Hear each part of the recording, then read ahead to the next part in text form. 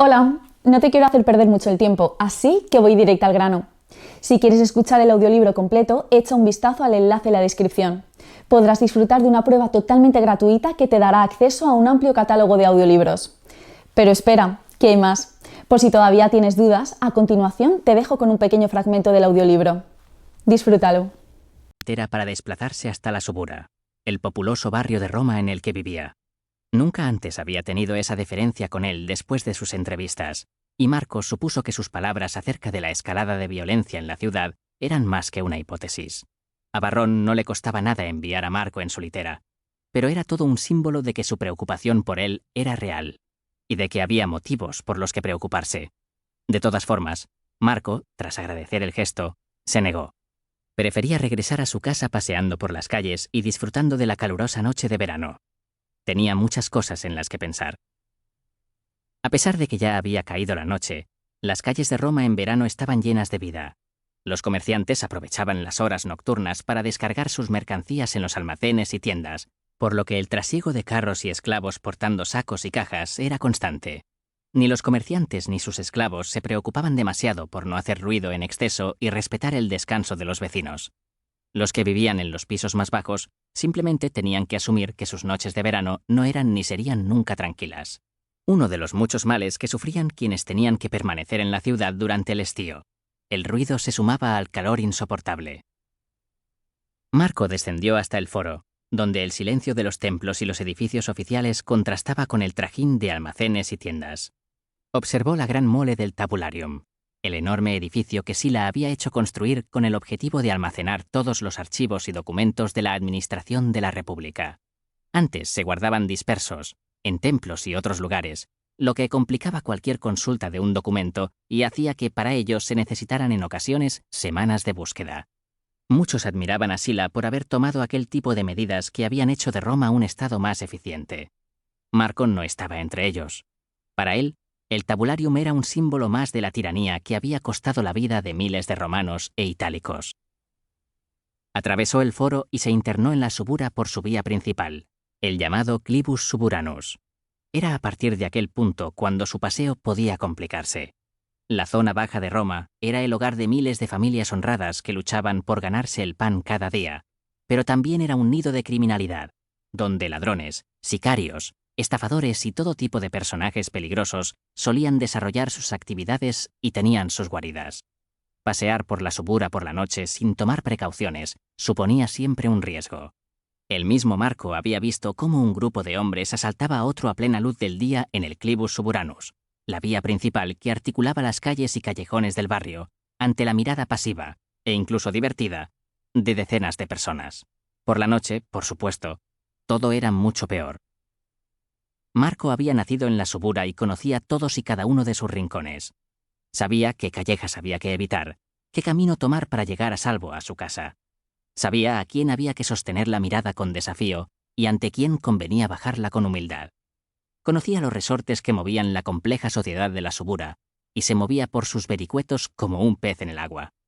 Además, él también era un personaje conocido por muchos de los habitantes de aquel barrio de Roma. Y los que le conocían sabían que no era conveniente arriesgarse a tener un mal encuentro con Marco Lemurio. Muchos le consideraban un simple estafador que se había creado un personaje de peligroso hechicero y curandero para encontrar víctimas a las que sacar unos cuantos ases. Pero incluso estos preferían no arriesgarse, por si parte de las habladurías sobre aquel extraño hombre eran ciertas. Marco echó mano a la daga que llevaba oculta bajo la túnica, pegada a la pierna por unas correas de cuero que se abrían en cuanto daba un tirón. El puñal que había perdido cuando los hombres de Pompeyo le habían dado una paliza meses atrás había sido sustituido por una hermosa pieza de buen hierro, con una empuñadura dorada, cómoda de sostener y fácil de manejar. Un capricho que Marco se había permitido con parte de las monedas que Varrón le había pagado por sus servicios. Con su fama, su conocimiento y su daga bajo la túnica, Marco se sentía seguro. Dejó atrás el Clivus Suburanus y se internó por las sucias callejas sin empedrar que desembocaban en su propio callejón. Se cruzó con algunas personas, hombres en su mayoría, encapuchados todos ellos a pesar del calor. Marco no les dedicó ni una mirada. Estaba deseando llegar a casa. Por el camino, pensó en todo lo que le había ocurrido aquel día. un veterano de los ejércitos de Mario que podía conocer el destino corrido por su padre. Aquello abría ante él una puerta que creía cerrada desde mucho tiempo antes, cuando había dado a su padre por muerto y por imposible el averiguar qué le había ocurrido tras la guerra. Por otro lado, Varrón le había ofrecido otro hilo del que tirar para encontrar a Crisógono, el hombre que había dado la orden de asesinar a Neóbula, su madre. Si aquel Cicerón resultaba tener información al respecto, Marco no estaba seguro de qué haría en ese caso. ¿Presentarse en la casa en la que Crisógono se escondía y entrar a sangre y fuego hasta dar con él? Cuando pensaba en ello, la lágrima de Perséfone que colgaba en su pecho se calentaba ligeramente, como si la idea de la violencia y la sangre excitaran a la piedra inerte.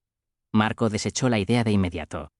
Si llegaba el momento de tener que atacar a Crisógono, necesitaría un plan para hacerlo.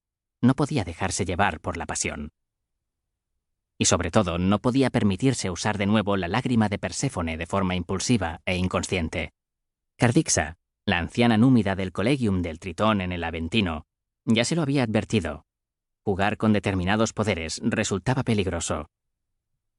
Su callejón estaba en silencio y sumido en una penumbra solo rota por la luz de la luna en el cielo y el resplandor de alguna ventana.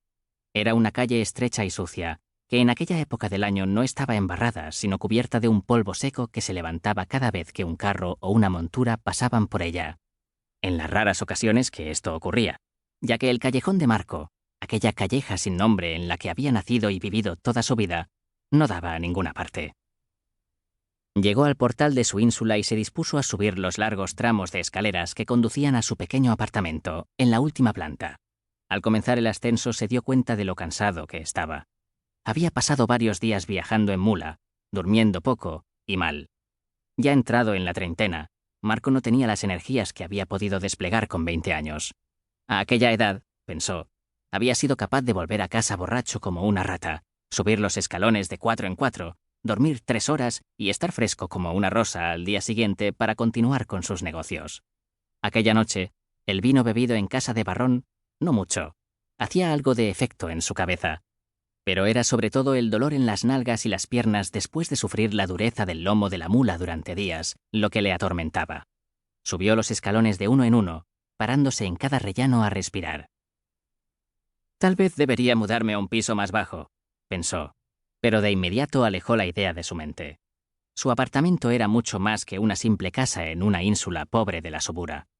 Neóbula lo había dotado de todo tipo de protecciones mágicas y encantamientos para que ella y su familia pudieran dormir a salvo de cualquier ataque sobrenatural que pretendiera hacerles daño.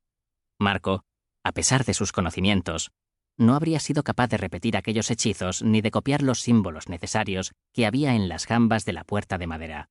Sus habilidades como hechicero distaban varios estadios de las que su madre había desarrollado a lo largo de su vida. Cuando llegó ante la puerta de su apartamento, Marco se detuvo, aún con la llave en la mano. Se escuchaban ruidos en el interior.